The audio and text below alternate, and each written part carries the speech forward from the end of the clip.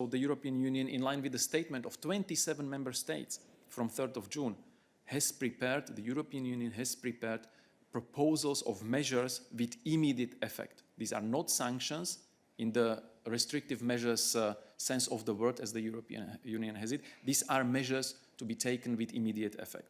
Now, member states supported yesterday a series of measures in relation to Kosovo, and we still expect Prime Minister Kurti to implement the steps which are needed for immediate de-escalation.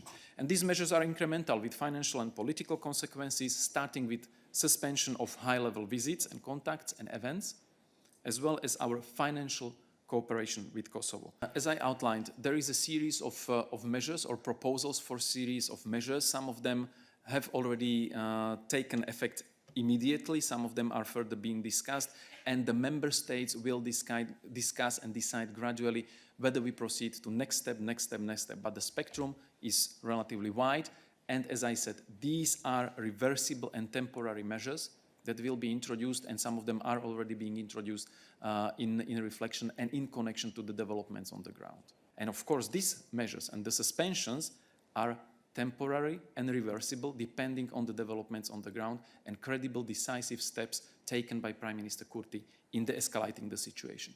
Despite our repeated calls, in this case, Prime Minister Kurti has so far failed to take decisive steps and action to de-escalate. His proposed 5-point plan, which he flagged in his letter to High Representative, fails to adequately address some key elements which are the root cause of the latest crisis, and which we expect him to address urgently with decisive measures.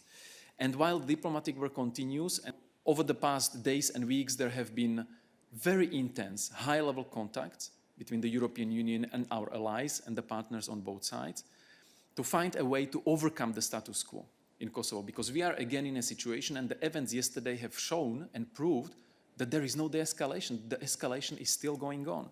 So we say this status quo needs to be overcome. We have to move from crisis management again to sustainable process, and the calm needs to be restored in the north of Kosovo.